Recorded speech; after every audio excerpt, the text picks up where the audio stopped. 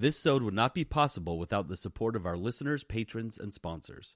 If you'd like to learn more about supporting the 3-Bit Gamer Show, check us out on Patreon at patreon.com/3bg. And a huge thanks goes out to our boss-level patrons, Christopher and Patrick.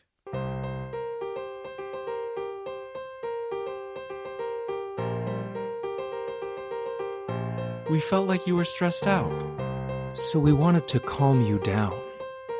So sit down, relax, and let us drip our sound candy into your ear mouths.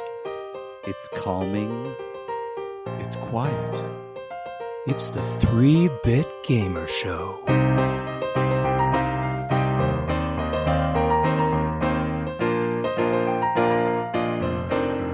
Welcome to the 3-Bit Gamer Show. This is JD. I'm Peterson. And this is Trent. And you're welcome. I mean, if you're a patron, you will get to listen to the blooper reel of that one because Peterson could not handle ear mouths. Trent says sound candy into your ear mouth, and I couldn't hold it in for Just the next 6 takes. So nicely. Oh man! Live from the 3-Bit Gamer Show. The news. All right, the news this week, as with all weeks, is brought to us by Crave Cookies, and the proprietor and owner of Crave Cookies is with us this evening. Trent, why don't you tell us about the miraculous cookie you have returning this week? I'm so over the moon about it. So this week, we actually brought back 2 of our bestsellers. So we brought back the lemon bar, which is like the gooey lemon bar in cookie form, and then we brought back the Flintstone again. So that's the Fruity Pebbles and the white chocolate cookie that has the cream cheese frosting on top. That's the one I want to try. Peterson. Oh, it's so good. And then the churro's still around because that so good. I love the little mini churro. So, oh, dude, it's so good. So you can get your Crave Cookies if you're in Midvale, Utah, or anywhere nearby. You can check them out at cravecookies.com, and they deliver with list your apps, Trent. Uber Eats, DoorDash, and Postmates pending. Postmates pending. That's okay. That's the worst one anyway. They canceled one of my orders when I was in the middle of it the other day, and I was like, well, never using your app again. In the middle of ordering? Yeah, like you get so stoked on like what you're getting, and you pass around the phone so everyone can get their order in, and then you go to hit, buy, and it's like, oh, just kidding. I'm like, was it were they not taking orders anymore? Yeah, they like stopped in the middle of my order. I get it. That's probably the restaurant, not Postmates. Oh, it was definitely the restaurant, but I'm still holding Postmates now. Because then I ordered the same restaurant on a different app, and it was fine. Anyway, let's get into some news. I want to start on this one because I think the Dreamcast is going to come up a couple times this episode. Okay. And this makes me think of Dreamcast. If you guys haven't heard the news, Tony Hawk's Pro Skater 1 and 2 are being remastered. Yeah, so my excitement is unreal. These are great games. Just listening to Superman on repeat in the warehouse. Did you see that they got most of the songs and the skaters to like the license like held up for both of them? Oh my gosh. I think they lost a handful of songs. I'm sure there were a few that were like out there and weird because that's always how licensing works after 20 years. But dude, Tony Hawk's back. Dude, and it looks so great. Yeah, that's the thing. It looks great. These are great games. They're putting 1 and 2 together in one game, so they're going to remaster it. So the graphics will be better. They're adding new stuff like online multiplayer. Course builder is going to be a little bit better. You can share your courses online, stuff like that. Of course, local multiplayer, because what would a Tony Hawk game would be without local multiplayer?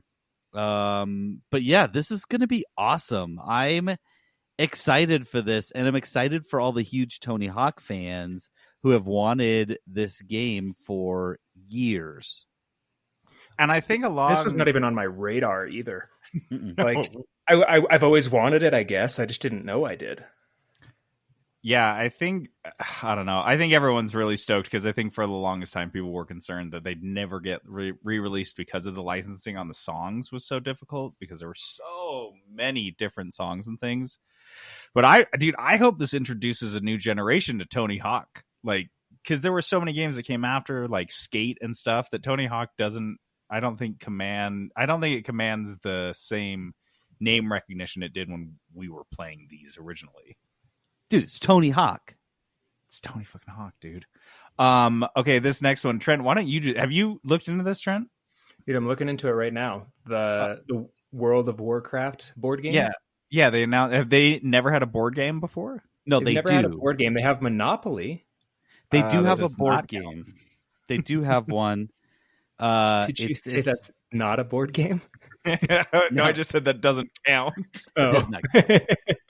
What board game do they have? What'd I miss? They have, let's see. It said they have one. It already said there's a WoW board game. But listen, they're releasing a skin of an existing board game. The game is called Small World, made by Days of Wonder. Small World is it's an area control game. You know, you're playing against the other players. You choose like a faction and then an ability, and you kind of put them together. Like you put your cards together and be like, I have this ability and I'm this type of guy. And then that's how you go about conquering the world. But in the perfect mashup, which in hindsight, everyone's saying, well, why hasn't this existed before? This is perfect. They're making Small World of Warcraft. So even mashing the names together, and they're just taking that World of Warcraft license, adding it to Small World. If you haven't played Small World, it's a very good game, very fun, easy to learn. People can pick it up. So you think quickly. This is a good fit for it, Peterson? Oh yeah, it's such a good skin of this game. This, if you haven't played Small World, this is where you jump in. Get this because it's perfect. It has different factions, different abilities. I mean, that screams World of Warcraft. So if you're a board game fan, you need a new game to pick up. Wait for Small World of Warcraft. It's releasing, when did it say, this summer? Yep. Yeah, sometimes these license deals where they license the art can come really cool. I know this is completely different, but I always think it's funny that people play Crusader Kings with the Game of Thrones mod exclusively. So they never played like the vanilla or the base game. They just only played the one mod. So I think that'll be funny to see people come into this because this game's been around for a while, right, Peterson? Yeah. This game has been around since 2009. Yeah. And so to have people come in on it on World of Warcraft is going to be kind of funny. Peterson, do you want to do this next one? Yes. This is just more of like an excitement point for me. Ghost of Tsushima, which I know a lot of people are looking forward to, myself included. They had a new gameplay video, 18 minutes of Ghost of Tsushima gameplay. I don't know if you guys had a chance to watch it, but man. It's not so pretty. Oh, it's beautiful. It is. Yeah, it's gorgeous. The game looks beautiful, and it always has, right? It always has from everything we've seen so far. It's a samurai, open world samurai RPG. It looks like, but maybe not as much RPG as it is. It's like a Assassin's Creed, and. It looks like kind of a mashup of like Red Dead and Assassin's Creed almost. Like yeah, because you're riding around on a horse. Imperial Japan, right? Yeah. And it looks really sick. The action reminded me of a little bit like what's that? The Lord of the Rings one. Oh yeah, Shadow of War. Shadow of War. The combat reminds me of that type of game. It is pretty bloody, you know. Lots of guys will come at you at a time, and you'll kind of do your moves at them, you know. And then the RPG elements, you know, you're looting their bodies and picking up items. It promises, based on everything we see, it promises to be a great game that I'm personally excited for, especially now that I have a PS4. Oh, is this a PS4 exclusive? Yep. Okay. I mean, I'm stoked too that I have it, I guess. I feel like when a studio releases 18 minutes of gameplay, it's generally when they're pretty confident in their product. Like, I don't think Anthem ever released 18 full minutes of gameplay. Dude, just 18 minutes of cinematics. Yeah, like when you are like, here's the game being played, here's how it works. For that long, like that is way too long to have put together for a tech demo that's like all protected and you're avoiding the buggy areas. I mean, to an extent they're doing that, but yeah, I think that's pretty cool. So I'm stoked. What do we have a release date on this? Let's see. It is, I want to say it's the end of the year. Oh, it says July 17th. Oh shit. They're ready to. It's in a couple months. I think people will need a game like this in the middle of the summer, something fresh like that. Okay, Peterson, I got to give you this next one, right? Yes. This one makes me so happy. Okay, I just titled this "Bad Video Game Ideas." So apparently, there's a game that was released. This is absurd. Called. Just reading this is bonkers. I love it so much. I died reading it. My mind was blown. Okay, so this game is called The Culling 2. It's a battle royale that was released in like 2 years ago almost. Right at the hype. Right in the hype. Fortnite, PUBG are going hot. This game came out and failed spectacularly. Well, it's making a comeback in the worst way possible. Okay. So hear me out. So when you're playing a battle royale game, usually, you just get in, Peterson, you play one, stop. And you're done. I want you, Peterson, listen. I want you to come into the room and pitch this to me and Trent. We are your boss at this video game studio. I want you to come pitch this to us. Dude, this is the Shark Tank. Yeah. Shark Tank has this idea. Hey guys, hey, it's me. We got the whole Xaviant leadership team here. Okay, guys, I got a great idea. Okay, remember that game that we released, The Culling 2? Yeah, it failed. It flopped. It totally did. You're right. Wrong timing. I feel like now that all of the Battle Royale games are out and have been out for a while, I think it's time to re-release The Culling 2. Okay, we're listening. Okay. I know it failed last time, but this time we're going to make a ton of money. Here's how. I love money. Okay, so first off, real cheap. It's not free to play like Fortnite and PUBG on most things now, which is on Games Pass. Oh, so we're still selling it. We're still selling the game. I like that. Yeah, I like that. But listen, $5.99. That's it. $5.99. Anyone can pay. How that. are we going to make money game. off a $6 video game, John? Really weird price point, by the way. Come on, get out of my office. $5.99 for a battle royale. What's your plan? Recurring costs. Okay, so like how you play a battle royale game, and you're like, no, not cosmetics. Maybe we'll release that later. But this is a pay to play model. Have you ever been to an arcade and you want? Oh, I loved arcades when I was a kid. You just put in a quarter and you play, and then you die, and you're like, I want to play again, and you put in another quarter, right? Another quarter. Yeah. But you pay $6 in the arcade to play the game the first time, and then the quarters give you extra lives. Those an entry fee to get into the arcade, Trent. Come on. Oh, okay. Yeah. So then people, when they play battle royales, they do it for hours, and they'll play like 30 games in a row. Well, let's capitalize on that. And we are going to every day, every player who bought the game for $6 can play one match for free. Any additional matches are going to have to be purchased. I love it. So I love it. So they have to pay for every single match they play? Dude! Yeah. Perfect, we're going to be billionaires. It's the one aspect of a battle royale that hasn't been monetized yet. Let's do that. The actual game.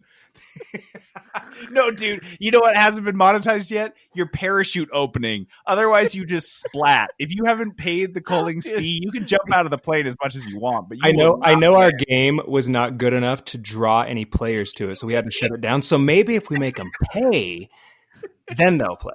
You got to milk them, dude. It's like when Entertainment 720 spent the first month of their business telling everyone they were too busy as a business tactic and denying all their business. Yes. Dude, it's can you imagine how pissed off you would be if you dropped into a game, another guy drops next to you and kills you right away? Because that happens to me often. I die in the first 10 seconds. I want to know what the cost is. Dude, does it matter? It doesn't matter. I just want to know how outrageous they're willing to be. Is it like 99 cents a match? Yeah. Oh my God. Yeah, that's a good question, because if it's like a penny, it's like, whatever.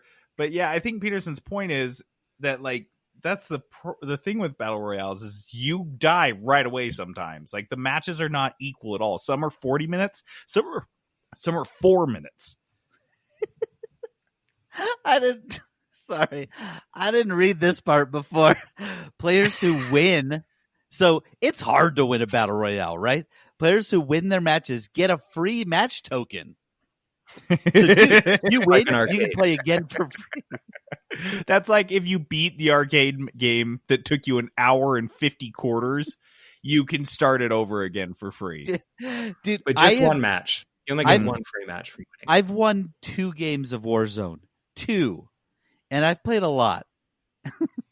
And you would have 2 free games of Warzone. Can you even imagine? Oh man, I'd feel so awesome. Dude, this just seems ripe for cheating, right? Like, this is if anyone who cheated a game that no one's playing. Who is playing this game? You play it, you install all of the cheats you can find. So you're just God mode. So you are essentially making everybody that you're up against rage for a real reason, because they just paid money to play this, and it's the cheater's going to win. And until their account gets banned, which probably won't happen, because who's heard of Xaviant? Dude, this is incredible. Maybe in 5-10 years, we'll find out that, like, over the last 20-30 years, every bad video game, every terrible business decision related to gaming was just part of, like, a larger psychological experiment they were conducting on gamers. They're like, well, we're testing the rage in gamers, and so what makes people rage more than spending money on something and then not getting the value out of it? So can we digitize that, turn it into a game, and then study players' behavior? Dude, I just thought of this. It also comes right on the heels of that, I think it was from BYU, actually, that study about game addiction. And now they said 10% of gamers have, like, some sort of problematic gaming habits. Dude, that 10% is who they're going for. If you're addicted, they're going for the Game of War guy, the librarian up in Logan that spent $89,000 on Game of War. Dude, they only need like 4 of those guys. That's all this is. Yep, they just need a couple of those guys and they're set. Unreal. I love speaking of Unreal, what a great segment, Trent. I tried. Well done. So Epic Games unveiled their latest game engine. That's an engine. Okay, yeah, their latest game engine, which is the Unreal Engine 5. Peterson, do you want to tell us a little bit about it, and I'll talk about the yes. So Unreal Engine 5, and obviously I'm not like a big specs guy, so I don't know all the specs behind it and all that stuff. This is a question for Danny, really. Mm-hmm. But you did see they released their Unreal Engine 5 trailer that looks, I mean, of course, as you can expect with Epic's next gen engine, it looks incredible. All of the tools are kind of updated. They tried to make it even easier for people to utilize. They've fixed things like loading times and that sort of thing. You know, tried to optimize the engines to make games easier to make, better looking, and more playable. So this is a quote from the Epic CTO, which I want to read in its entirety because it's mind-blowing. We felt that for too long, games relied on static environments, not dynamic events, and everything felt little bit pre-canned. So we started to think about what we think a next-gen game is going to be about, and it's fully destructible environments, fully editable environments, lighting that changes, time of day that changes, and details that look like a movie. This is the culmination of getting that all together in a tech demo that basically sets the ball rolling for all the amazing things we're going to put into UE5. Dude. I mean, they're making an engine, which kudos for them. They're making an engine for the next gen of consoles, of graphics, of GPUs that are coming out. They're making an engine that can utilize really those graphical settings, and those sorry to interrupt, but those consoles that we've been talking about, like, who's going to buy these next gen consoles? Who wants these? Who needs these? This demo, I think this tech answers that question. Mm-hmm. It looks so good. And then it looks so good. And then one of the other things that was kind of buried in this that I absolutely loved is that they also announced that if you use the Unreal 5 game engine to build your game, unlike before where you were where they were charging developers on the front end, I think for indie devs it was really cheap. It was like $1,900 or something, I think. Peterson, I can't remember. I think this is only for Unreal 4 engine. I don't think it's for the new engine, but still. Oh, it is? Oh, okay. Wait, let's see. Oh. Her tweet says, "Why is my entire game dev feed not screaming about how UE4 is now free to use until your revenue passes 1 million?" Yes. So the previous engine, which is no slouch, by the way, it's what all these other games that are using Unreal are built on. The current Unreal 4 engine is now free to use until your game earns $1 million. At which point, of course, I'm sure it's ridiculous and Epic just takes a big fat slice. But once you pay $1 million, because if you're an indie dev that's not prepared for this, and your game like Goose Game or Stardew Valley takes off, and you are using this engine, it didn't cost you anything. And so, like, you're like, sweet. Well, I'm starting off with $1 million, and then I just get a bunch of royalties, so you're not complaining. And Unreal's doing Epic's happy because all these other people are using their engine now. So I think it's a win for everyone. I don't know. Huge for indie devs. Happy. This is huge for indie devs, and I love seeing the support. I mean, this is just a positive thing all around because it supports indie devs. It encourages them to use a good engine. This is the engine that Fortnite runs on, right? And Fortnite makes $900 billion every minute or whatever. Yeah. And this is the engine Fortnite runs on. So indie devs can definitely do something with this. It's benefiting them, but also it's a very smart business decision because all you need is somebody to come out and, one dude to use your engine and make Stardew Valley, right? And you're going to make so much money off of it.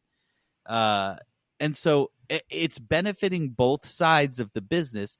And this is a smart decision. It is a generous decision that I don't think you see this type of support in the gaming industry all the time. This is huge. This is awesome. And I love it. Yeah, and I think one thing we're kind of missing because we keep saying $1 million, if an indie dev takes a game and over that game's lifetime, it makes $850,000, that is a stupid amount of money. That is, don't work for 2 decades amount of money. So if this dev makes an $850,000 game, they get to keep all that. None of that is going to Epic. Epic is forfeiting all of that money. And I think that is, kudos to them. I keep thinking about this. I really don't think that Fortnite could have happened to a worse company. A better company. Because it's so great. If Fortnite had happened to Activision Blizzard, do you think Activision Blizzard would have taken all that money and poured it into new ventures like the Epic Game Store and handing their current engine away to developers? No, dude, they would have given it all the stock buybacks. They would have given Bobby Kotick another giant bonus check, and whoever that fuck-ass CFO would have gotten another big check. We all know that. He would have cut it himself.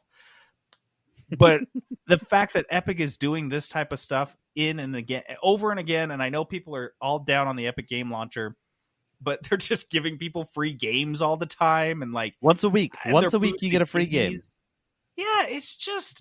and they couldn't have done that without that huge injection of Fortnite cash. So kudos to Epic for actually doing what you're supposed to do as a business, following a capitalist model, which is invest in your own company instead of giving it to shareholders. And for reference, just on the end of that, the average good indie game only makes about $25,000 in its first year. So that means most developers are just going to be able to use it for free, period. Yep. Yeah, and that $25K, like, how much of that is going back to now in the current system? How much of that is going to, like, if you do it on Steam and you say how to pay for the engine up front, that $25K looks more like 12. But if you're doing your game on Epic Game Store, which is, didn't they say 90-10? Isn't that their split? 80-20, I think. The article was pretty funny, actually. It said 88-22. So I assumed it was 80-20 because 88-22 I think it's 88. Not add up. I think it's 88-12, dude, because I think Steam is 70-20 and or 70-30, and instead of going 80-20, they went 88-12. Maybe. I might be wrong. Anyway, I think that you get more money using Epic Game Store, putting your game on that store, and using the Unreal Engine. Anyway, got to move on. This one, Peterson, is I just put this on the doc for you. This is a headline on IGN. It says, 3 years later, Joy-Con drift is still a huge problem. The crux of the article is basically, and you can just go there. You have a poll there. You can see, like, have 70% of the people, of 26,000 people, 70% have experienced Joy-Con drift. This is the little Joy-Cons that slide out of the Switch on the side, those little tiny controllers. Eventually, one or the other, or both, the joystick on them starts sensing that it's moving when it's not. And Peterson, didn't you say that one of your kids has gotten to the point that he can play to account for this with one of your Joy-Cons? Yes. So he's gotten used to the drift, and he will play Fortnite with Joy-Con drift. And he's just used to it. And then I will pick it up because I'll kick him off because it's bedtime or something. He's in the middle of a match. And not because I'm mean, but because I've already told him 7 times that he has to get off. And so I'll just take it and finish his match for him. And the drift is so bad, I can't even play. I can't do anything. And he's like killing it, right? I don't know. I'm sorry. Just this picture of him playing this expert game with essentially his bent axle in his car, and you come in, you're like, get off the bed, get off, I'll finish your match for you. And he has to watch as he's like brushing his teeth, his dad essentially just run in circles and then get shot in the head because he can't account for the fucking drift. You're like, I'll just finish it for you. And then you just run around in a circle and then die. I can't shoot anybody because it drifts off to the left every time. And so you're aiming and you're like constantly moving to the left. It's impossible. So basically, the article has said Nintendo has been pretty decent about returning these. If you have a one with drift, they'll swap it out. But now with COVID and stuff, that's not a possibility. And it's just, I think at this point, they're just piling up a backlog of people that are experiencing drift, because it's not a matter of if, but when. And so when everyone's playing their Switches right now, eventually everyone over the long enough timeline is going to have this problem, and they're not going to be able to account for it because they are still sending out new ones. The ones that are selling in stores have drift. So drift. I saw people said their Pro controllers were getting drift. That would piss me off a lot. My Pro controller hasn't, thank goodness, because I love that controller. But do you have a Nintendo one? Yeah, Nintendo Pro controller. It's honestly my favorite game console controller that I use.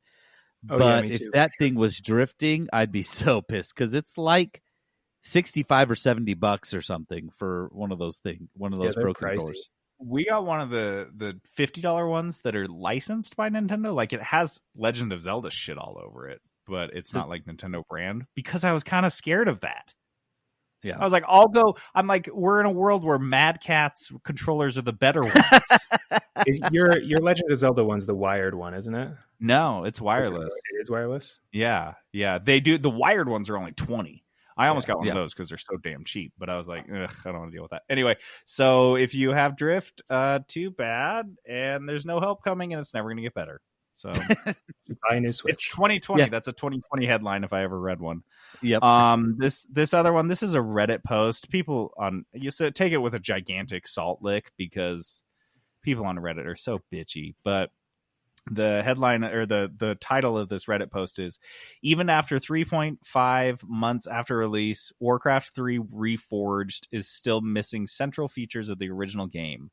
Ranked ladder, clans, player profiles, custom campaigns, etc. So this is, if you guys don't remember, Warcraft 3 was an old Blizzard game, and they re-released it as like a remaster called Reforged, Warcraft 3 Reforged, back in January, and people did not care for it. It removed tons of stuff from the actual original Warcraft 3, and unfortunately, it replaced any copy of Warcraft 3 you had on your computer. So it's not like if you had an old copy of Warcraft 3 you liked playing and it worked, and you could keep playing that afterwards. Nope, they wipes over it with a subpar copy of that game. And they're like, oh, well, we'll fix it later. And it sounds like they haven't. I mean, you can't even make custom maps. Like, it came out of the box in the 90s. Isn't that when Warcraft 3 came out? Yeah, and custom maps was one of the main reasons people played it. Like, the campaign was great, but that's custom maps came from. Yeah. Yeah, it is absolutely mind-blowing that the things that when this game launched originally back in... What is the... When did it... Yeah. Reign of Chaos. Yeah, 2002. So it came out in 2002, and then 18 years later, they re-released it, and it was worse, and it had less stuff.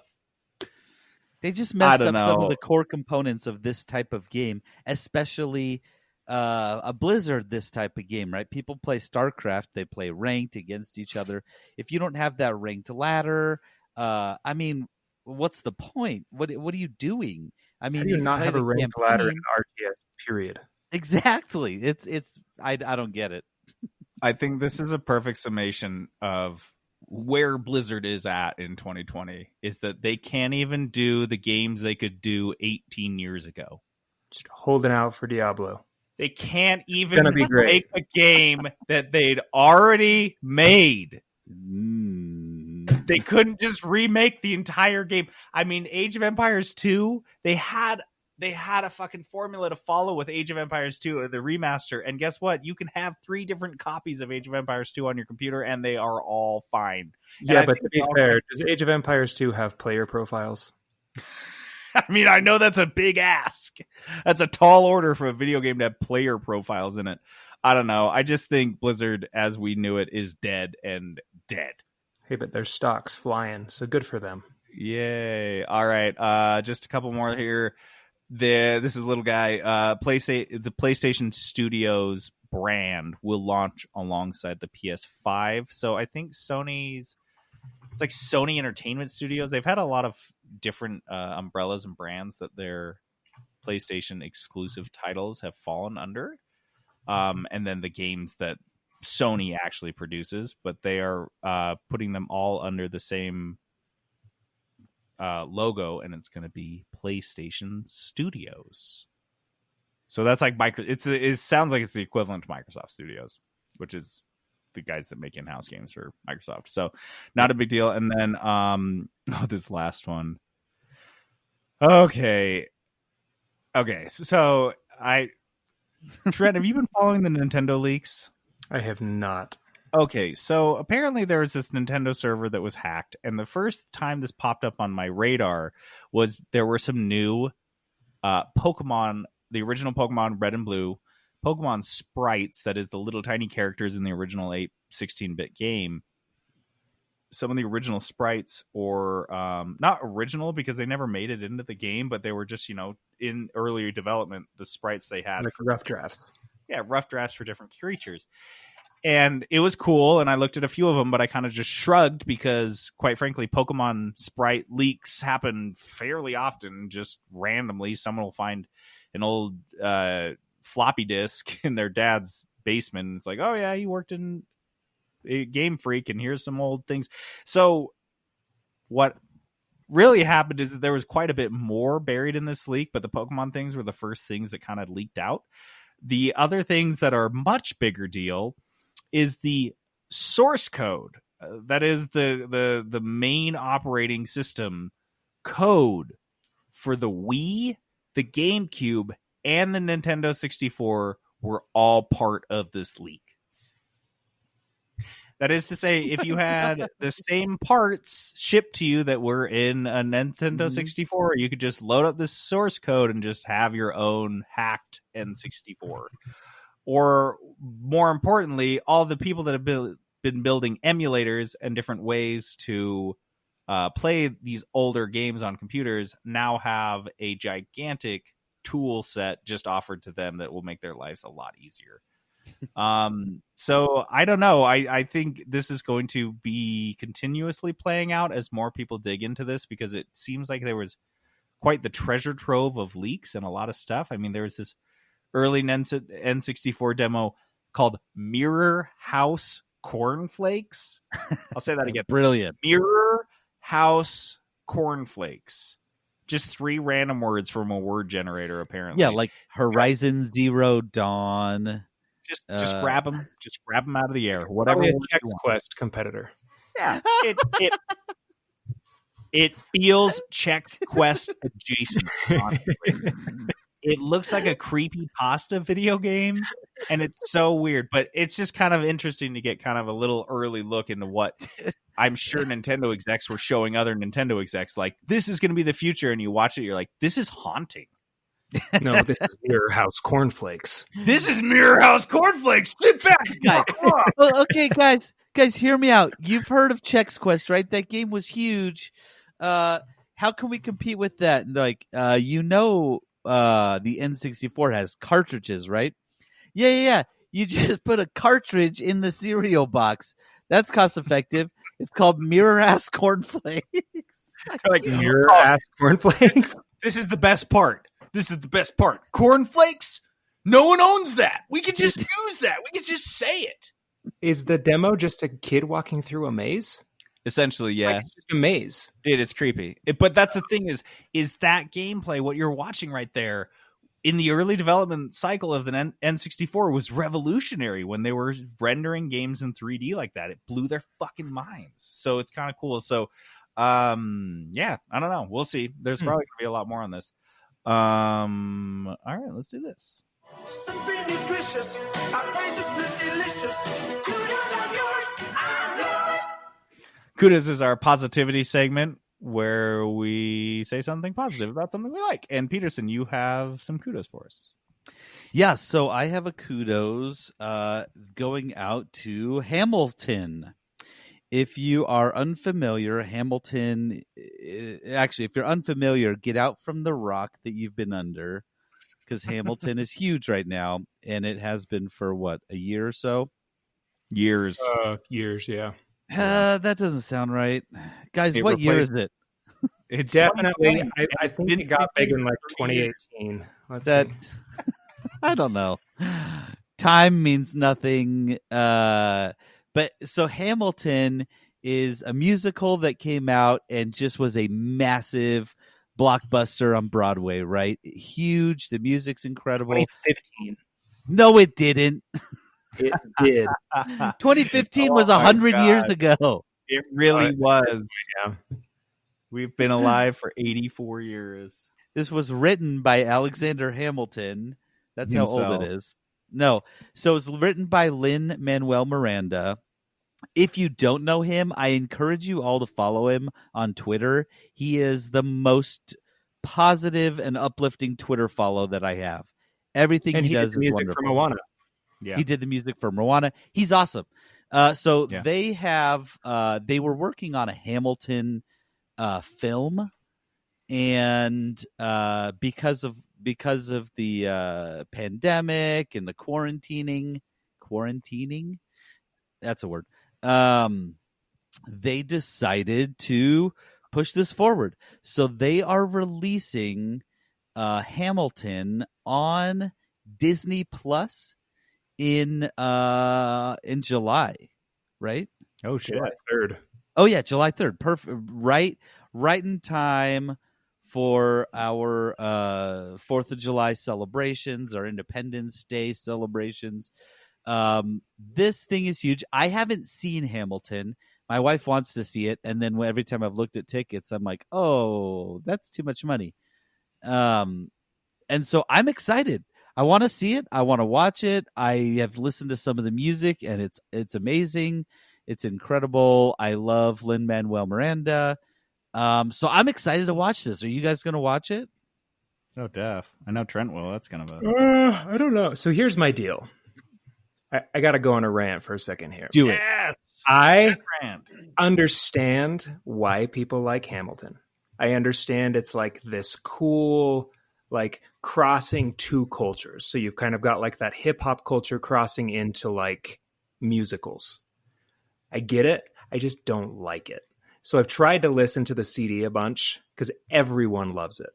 It's the new like Wicked that everyone listens to, but I just can't get into it. I'll probably watch it, but I'm not as stoked for it. But I understand why people like it. Trent's a purist. He's a purist. I love it. I'm a big fan of the music that I've heard. I haven't heard all of it. I couldn't sing you a lyric if I wanted to, but I like this. You know what I mean? I'm excited by it, and I'm definitely going to watch it. It's going to blow up Disney Plus. It'll come out, and Disney Plus will be unwatchable for like 2 days, and then get in there and watch on July 7th. On July 6th, which is my birthday, everyone go watch Hamilton.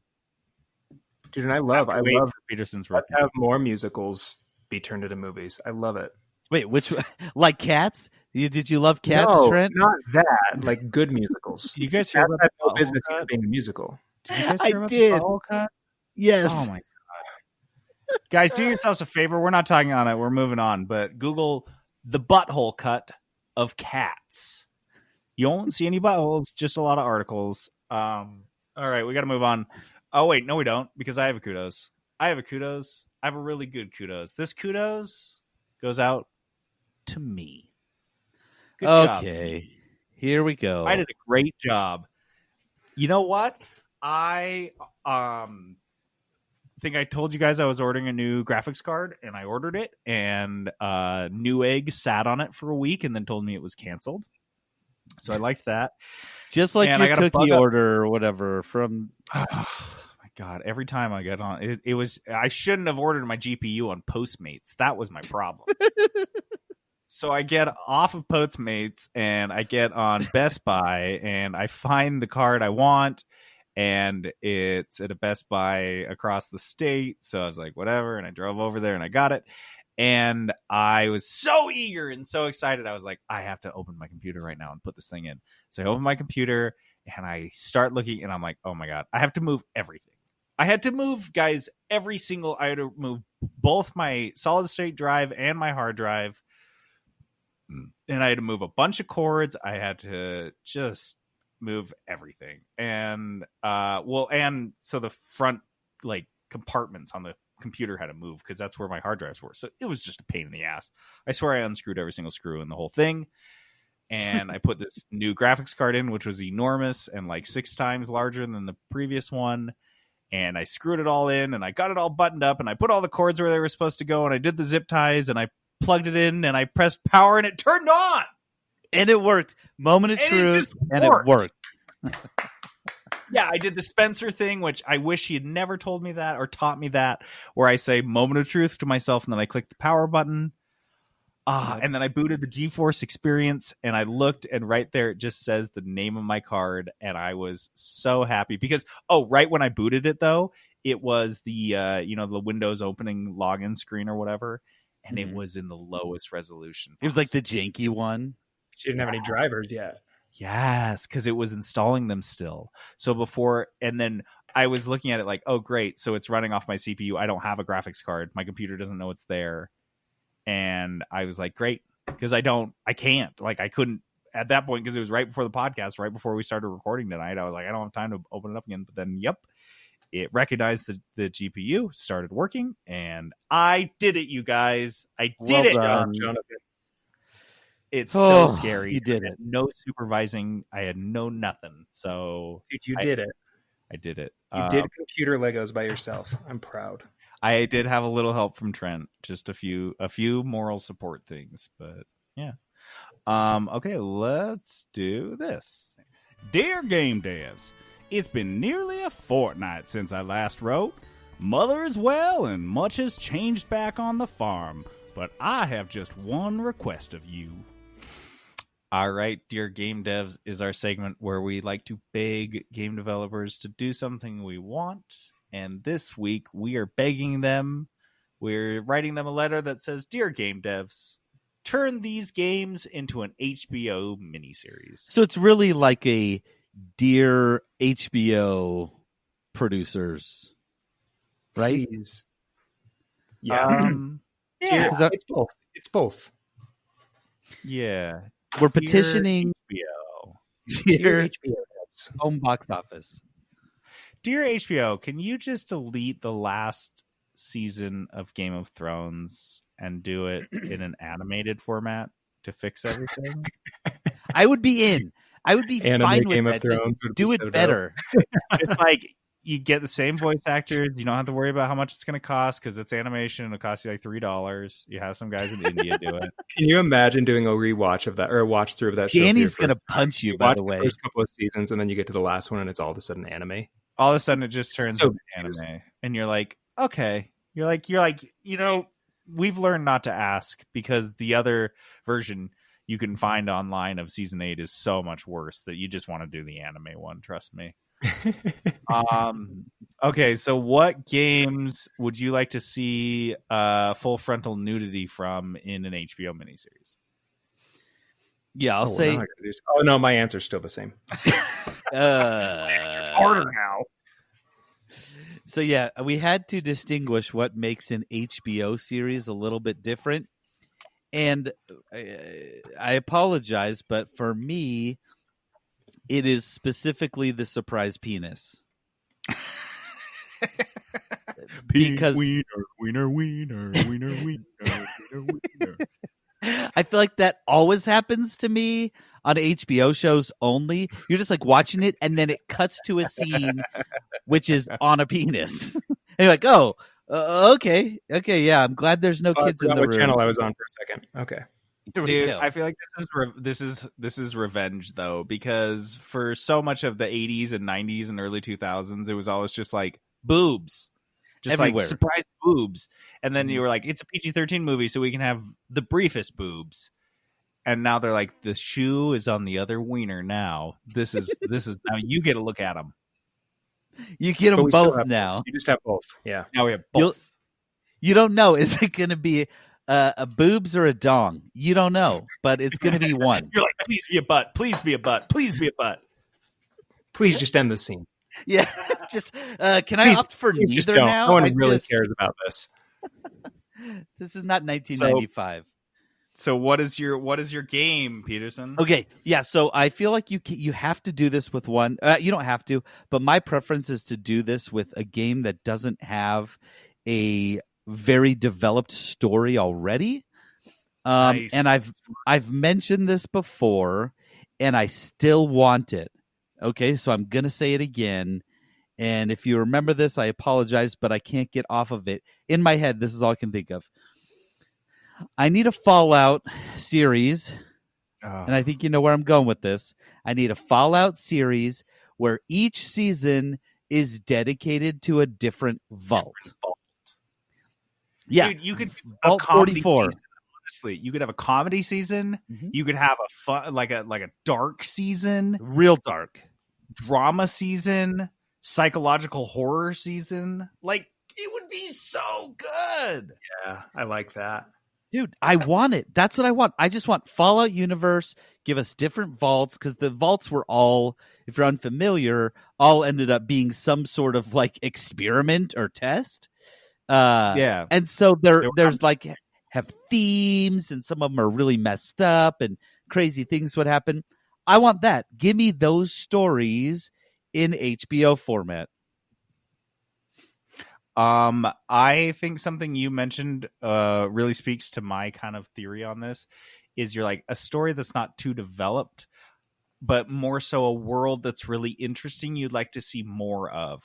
Like, that's why we say where we're going with HBO miniseries and not movie, because a movie's going to feel like an adaptation, or you're going to lean toward an adaptation. But with an HBO series, you're going to run out of content in the game if you're trying to make a 1-to-1 pretty quickly, and it's going to be boring if you try that anyway.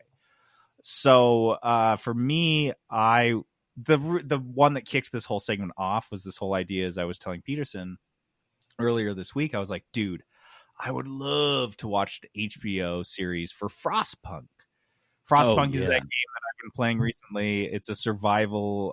It's set in like the Victorian era, and the world's like global. It's like a giant ice age, and you're huddled around the last coal deposit in England with a generator trying to stay alive. Essentially, that's the crux of the world.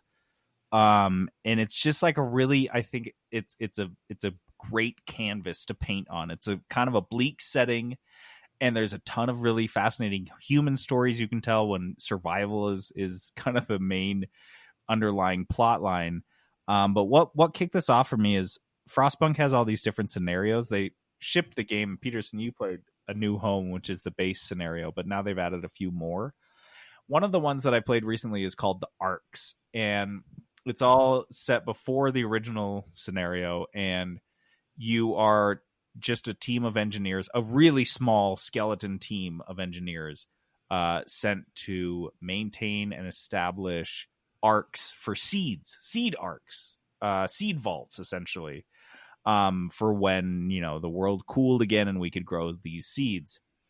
And it's vastly different than the original game. So the original scenario, you end up with like 500 people living in your town. At this, you start with 40 and you end with less than 40, because I assume a couple of them died.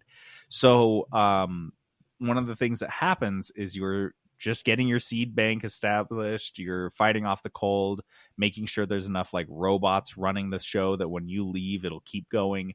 And then all of a sudden, right as you're getting your town really prepared and buttoned up for the final storm, and then you're going to leave these vaults and feel like you've done a job well done, you discover another town that's just a little bit down the road from you, and it is completely wrecked. Like, their generators falling apart. They don't have any coal. They're eating each other.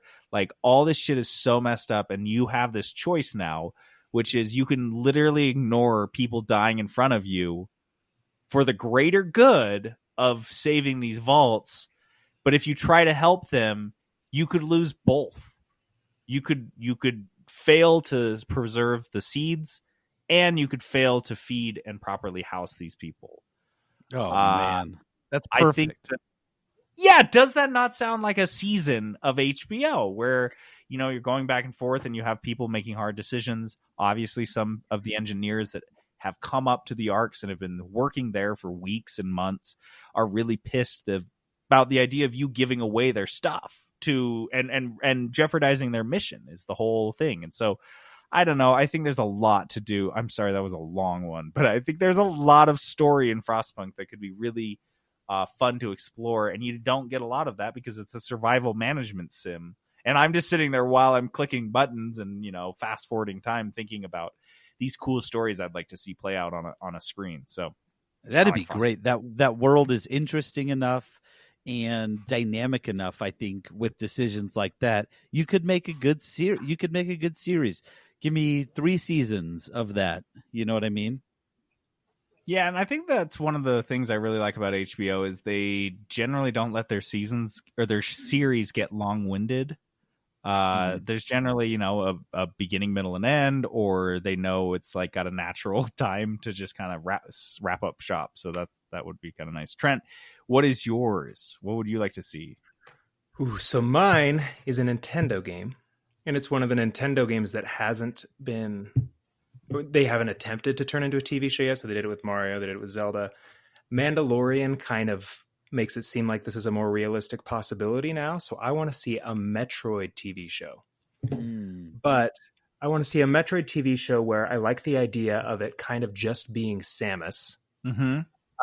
Not a ton of dialogue other than her interaction with different aliens, and it's just a show about an intergalactic bounty hunter traveling from planet to planet, hunting down bounties, getting upgrades, fighting space pirates. Just all out Metroid. Doesn't need to be a long series, but I think it could be a pretty cool miniseries. No, you'd have to go Dark Samus at some point, though. You'd have to. That's true. I think, because imagine watching a show where it's just a character struggling against like nature and a dark version of herself. Mm-hmm. And that's like the only characters in the show. I'd be so into that. I'd watch that. Dude, it could be sick. It could be very good. That's amazing. I love that. It would be such a strange fit. I feel like it would be, you'd expect to see it more on Netflix, but if you did see it show up on HBO, you'd be like, holy shit. And I should mention, Last of Us, this actually was not actually part of the segment. That was not part of me coming up with the segment, but Last of Us is actually going to have an HBO miniseries. So that's one video game that already has it. So there's precedent for it. Peterson, do you have any more ideas? No, actually yours were great. And more. Do it. FTL. I knew you were going to say that. I freaking knew it. Miniseries. It's a miniseries, right? So it's one season. It's like 5-6 episodes, because I think the story of FTL is not one we typically. I guess it's kind of like it's like a New Hope. It kind of feels like a New Hope, where it's like an all or nothing, just epic space race for like one last thing. But I think the world that they don't really explore whatsoever in FTL, I mean, there's hints and there's teases and tastes, but I think the idea of the Empire being the good guys and the rebels that are trying to destroy the Empire are like the bigots and the evil characters. I think that's a cool turn of events. I'd like to see FTL. I think that you could have a cool space show. If they did that, I would want it longer than that, because in FTL there's like 6 or 7 different races or something. And one of my favorite thing about space shows is when they explore the culture of the other races. Like, what do they like? What do they, you know what I mean? Because they're on your crew too. So it'd be like a Star Trek type of thing. But if it's too short, right, you don't know anything about Worf, you don't know anything about Diana Troy, right? You don't know anything about these characters that are from different planets who are integral to your ship. And so I'd want it to be a little bit longer so you could dive into that a little bit. It would feel like a mix between, like A New Hope, where you're like, overwhelmed against all odds, trying to make it to this end point against all odds, with this huge battle. And then at the same time, though, there's a lot of exploration and things that happen. They come across situations in FTL where you're like, you got to make a decision. You're like, do I want to help that colony, or do I want to just continue on the mission, right? And sometimes bad things happen if you help the colony. Sometimes it doesn't. So like you could add some of that drama element to it, as well as like the character stuff. So again, I love it when shows end. And so give me 2 to 3 seasons of FTL, make it a hopeless, R-rated Star Trek type of show with an end goal in mind, and they actually get to the end goal and you end it. That's what I want to see. And one more out the door that I just thought of that would be dope is I actually want to see this just in any media, movie, TV, books, Streets of Rogue. I think the world of Streets of Rogue is super funny and hilarious and just dope. Dude, that's a cartoon. That's like an animated TV show. An amazing cartoon. Because it's I just like the it's idea funny, of it's stupid, it's crazy, it's bad, good, all these things happening. Yeah, like a vampire teams up with a gorilla to steal a safe out of like a lab. Like these are the types of things kill a drug dealer. So you can save up a bunch of chicken nuggets and overthrow the evil mayor. Like, come on. It's so fucking hilarious. It writes itself. I would love to see a Streets of Rogue adult animated series for HBO. Stamp it. Oh my gosh. Okay, Peterson, you have a review for us. Yeah, and actually this is going to be, we had it on the docket last time and we kind of went long, which was okay because Aaron reviewed a game that was surprisingly similar.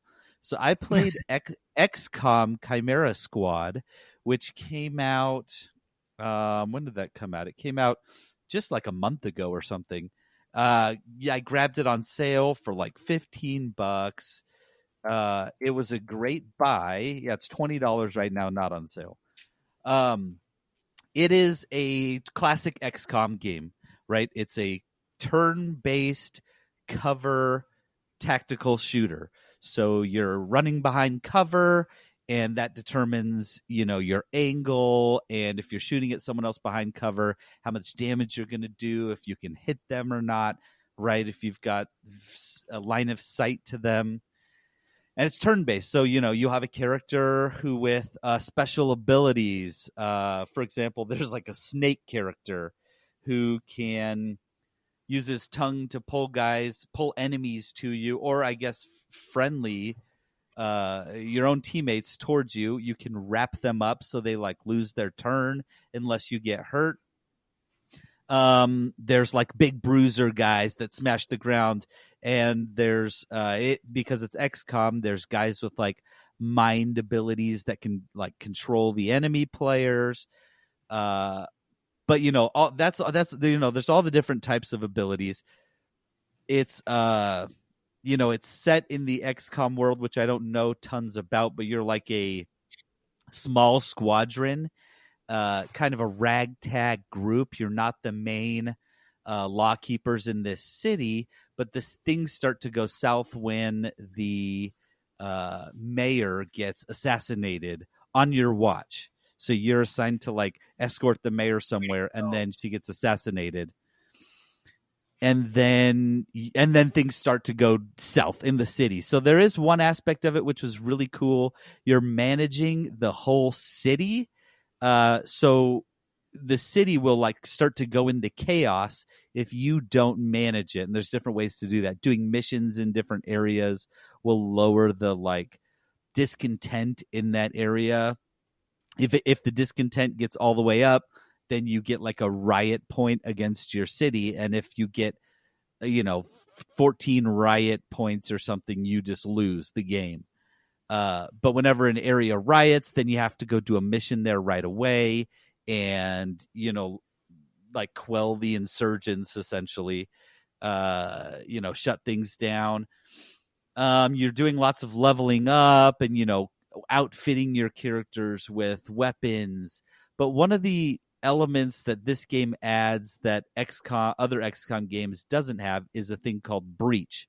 So each mission starts with a breach because you're like breaking into a building, right? So it's like a SWAT team smashing down the door and you jump in, and then all of a sudden, here we go, things are hot. But your characters all get a surprise shot or action during the breach. So you've got 4 characters, you break down the door, and then each of you gets like a shot. And you can pick which guy you're going to attack based on, what type they are. That's how you're going to decide who to attack. Some guys, it will say if they're going to attack you back during the breach. And so you can kind of make your decisions there, and then you start the round. But you always get to like that free shot at the enemies at the beginning, which is super important. They don't make it like an overpowered element to the game. It's actually very strategic because you're like, all right, if I use two guys shoot at the same person and hit him, we can kill him if he's like a tough guy, or we can take out 2 of the smaller minions, right? And so just lots of strategy to it. It's really a fun game.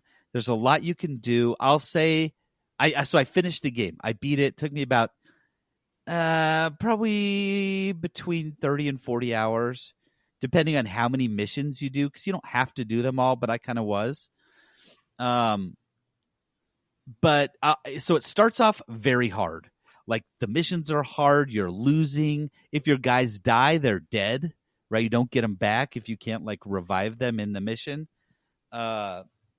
And sometimes if your guys get really hurt, like they get banged up in the mission, they'll get scars, which will lower their stats. And if you can like undo a scar by putting them through extra training, but then they're not available during that time, right, to play. And so there's a lot of like that strategy to it. But I will say near the end, it did get easy because my guys were like leveled up all the way. I knew exactly what I wanted to do. And I was just smashing through every level. Like I didn't even get close to dying because my guys were just so good at, I'd say the last, there's like three, I don't know, 3 different factions you fight one at a time. So by the time you get to the third one, you're like crushing everyone, which is also kind of fun, right? Because you're like running in and, kicking them in the face and stuff like that. So it feels really cool. Anyways, so this is called XCOM Chimera Squad. I played it on Steam. It's $20 right now. If you enjoy that cover-based tactical turn-based shooter, absolutely play it. It was a lot of fun. I genuinely enjoyed it. It's got good reviews. The game looks good. There wasn't any major bugs. There was a couple of those like clipping through the wall type of bugs, but mostly just on the visuals. It didn't affect the gameplay at all. There were no gameplay bugs that I encountered. So all in all, a very good game. My review would end by saying, if you enjoy that type of game, this is an easy, definite buy at its current price, which is $20. And if not, wait for a sale. I mean, yeah, if you're on the fence, it'll go on sale. It's already been on sale twice, and it's been out a month. It'll go on sale again. I picked it up for I think it was like $12 or $15 or something. It'll definitely go on sale again. So yeah, nice. Pick it up. Put it on your wish list. Pick it up. Okay. That just leaves us with one more. Pass it on to others, so that they too may be enlightened. Be kind, rewind. All right, Be Kind, Rewind is our retro segment. All of us have been playing video games our whole lives, and so sometimes it's nice to look back at the games we used to play. Peterson, this is yours. Why don't you introduce it? Yeah, so I had this thought because JD had said something, and I don't remember what it was, but it made me think of this game that I have never talked about, rarely thought about, but I loved playing it. And I think all of us have one of those games because back in the day, right, there was no Steam Marketplace. There was no, reading reviews about the game. Mm-hmm. Yeah, you were just like, I don't know, this game looks fun. I guess we'll just pony up and get it. And this is our game. And sometimes one of those games I feel like would just come to you. Like you found it in a bargain bin and you'd never heard of it before. No one you ever talked to had ever heard of it since. Thank God we have like Wikipedia now. So when you have that moment, Peterson, you can like Google it and be like, oh yeah, this is what that was. Yep. And this is, there's some context on it. But everyone has that game that just came to them somehow. Or your mom buys it for you by accident. You're like, oh, I'll play it. It's a free game. And you're like, this is kind of cool. And no one I've ever talked to has ever found it. Peterson, so what now I'm so curious, what was your game? So my game is called, and I couldn't even remember the name, I had to look it up. I only remembered the name of the main character, but the game is called The Neverhood. You played The Neverhood, right? The Neverhood, for sure. So it was actually on PC and PlayStation 1. It was released in, let's see, on computer it was in 96, PlayStation it looks like, just in Japan in 98. It was a point and click adventure game, which is what I mean, if you don't realize now, I played a lot of that growing up. It was actually published by DreamWorks Interactive. It was made by the Neverhood Inc. Like this is a nobody, right? But it is a 100% claymation video game. Everything's claymation. You can look up videos of the Neverhood, point and click. Everything's clay. Like this game must have taken them 1 billion years to make. I've seen Parks and Rec when when Ben goes to make his video, and he's like, "This is 6." Place it. That's it. I've been doing this for. I compared this to Avatar. Dude, it's so good. You play this I don't know, duck-looking guy. I don't know what he is. He's just a claymation guy. And you go around trying to figure stuff out. I remember it was very funny. The music was really quirky. And you just go solve puzzles with clay, and kind of everything was open because there was this it was kind of it was all clay, right? Things were bendable and movable, but also this was one of the first games that really sucked me into the collection aspect of games, which I love doing, because you would go around and you would find these discs that you would go play, and it would like reveal more of the story. And I remember every time getting a disc. So this is like 14-year-old Peterson. Every time getting one of those discs, getting so excited. Like, oh my gosh, dude, we got to find the disc player now because we got to go watch it. We got to know what's going on. This is going to be huge. Me and my brother played it together. It's called The Neverhood. I highly recommend looking up a video of it. And then, of course, you talking about clay-based games made me think of Clay Fighter. Love Clay Fighter. Which so good. I don't think fits this segment because everyone knew Clay Fighter because it was dope. So when we were talking about this originally, we both went down the rabbit hole of watching Clay Fighter videos, and over we were like, I remember that guy. Oh yeah. Oh dude, the Elvis guy. The snowman guy. That's who I remember. Dude, it's so funny. Clay Fighter was dope. Trent, I feel like you could answer this segment like 50 times. I feel like every time I went to your house as a kid, you had some new game I'd never heard of and I never heard of since. What's yours? Okay. So we launched into this a little bit last time I was on. Made myself feel pretty smart knowing that my whole life was a lie and I've been pronouncing this name wrong. This game came out in 1997, and I guess it's called Blast Corps. My whole life I thought it was Blast Corps, but I guess I don't know English. So you did not have to confess that. Dude, I'm whatever. I deserve it. So my best way to sum this up, I was looking it up a little bit ago, and there's this article from Vice where they're talking about this exact thing: nerdy old classics loved by few, capable of much more. So this is their explanation of Blast Corps. The first level lets you power slide a bulldozer through buildings to save an out-of-control nuclear missile carrier, commandeer a train to unlock the Star-Spangled Americar, and blare the General Lee's horn while ramming explosives into a housing complex to rescue survivors. And that's all in the first level. The second lets you loose in a giant robot strapped into a jetpack whose sole attack is a skyscraper smashing butt stomp. And the game never stops getting better. Dude, this whole game... You've played Rampage, which is like your monsters breaking buildings.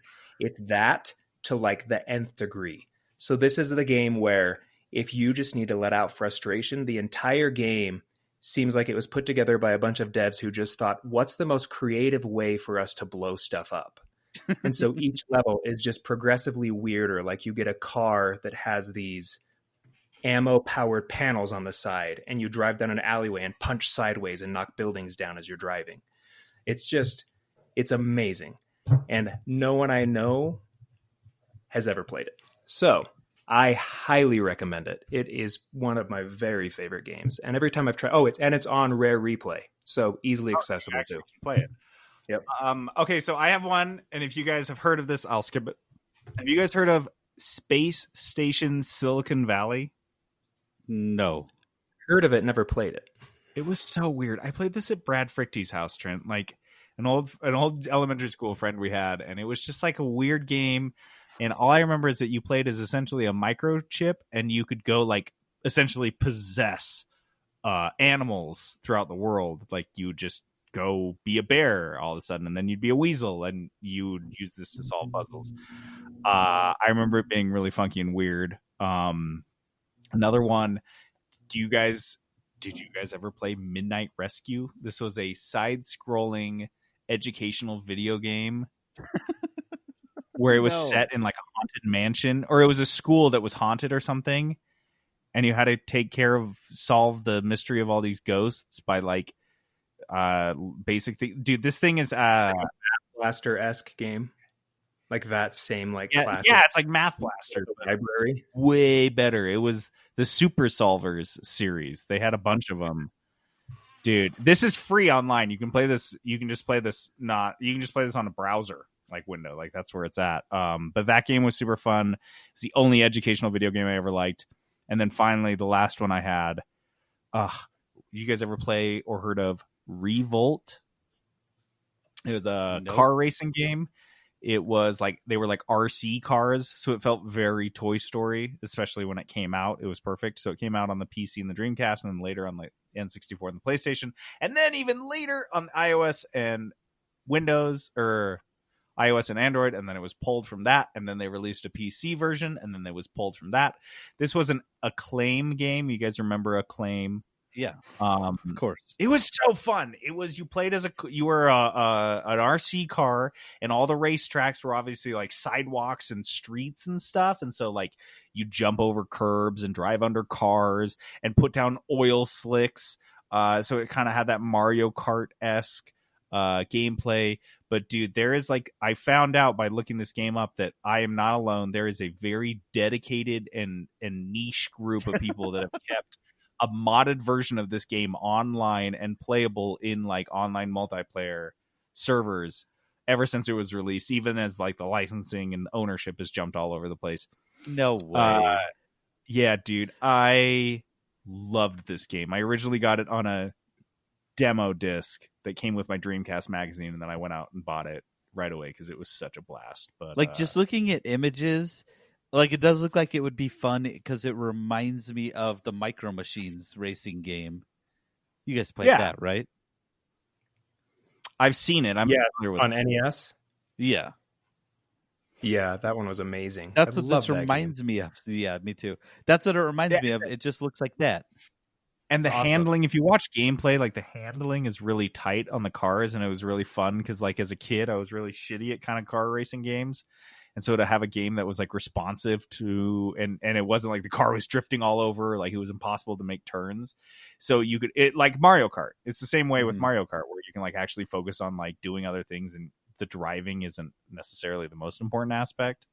So yeah. Revolt. Is that it? Are we ready to roll on dice? Let's do it. Okay. Dice of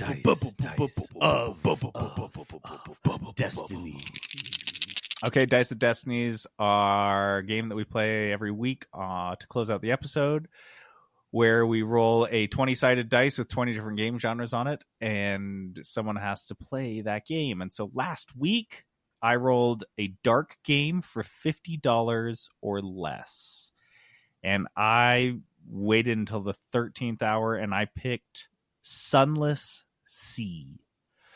This is a game that I am thinking, it looks like games that I've liked in the past. It looks and kind of feels like, in terms of the world, it doesn't look like it at all, but in terms of the world, it kind of feels and sounds like Return of the Obra Dinn.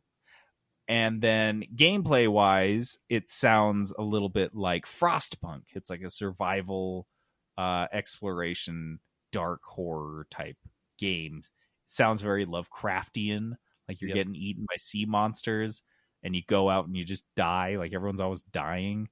I will see. I'm very curious because of how much Frostpunk got its hooks into me. I'm always curious with these new games that I play, if it's the game type. Obra Dinn, do I like mystery games like that with just point and click?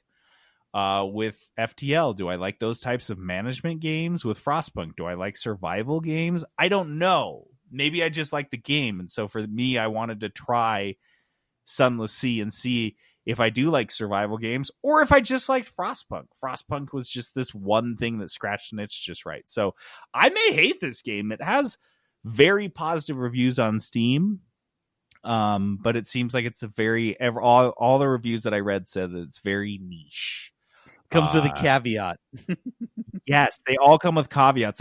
This game is awesome if This game is awesome if you like games like this. This game is awesome if you don't mind dying all the time. This game is awesome if you don't mind reading. So yeah, we'll see. I did look at a couple other Dark games that just looked like a bunch of Limbo clones. Like every indie Dark game is just like a Limbo clone now, which is fine. Limbo was amazing, and I'm sure people like that, but I kind of wanted to try something new. So I will have a review for you guys on Sunless Sea next week. And to play us out, Peterson, you've got the music from Chimera Squad. Yeah, the music's dope, so I'll throw some of that up here. Tight. All right, guys, that does it for us this week. Thanks again, as always, for tuning in. If you want to carry on the conversation or pick your own Dark game, you can drop into our Discord channel, our Discord server. You can find it by just searching for 3-Bit Gamer Show in Discord. You can also find us on Twitter and on Facebook and at 3bitgamershow.com. That's it. I did it. All right. I'm JD, logging off. This is Peterson going AFK. This is Trent signing out.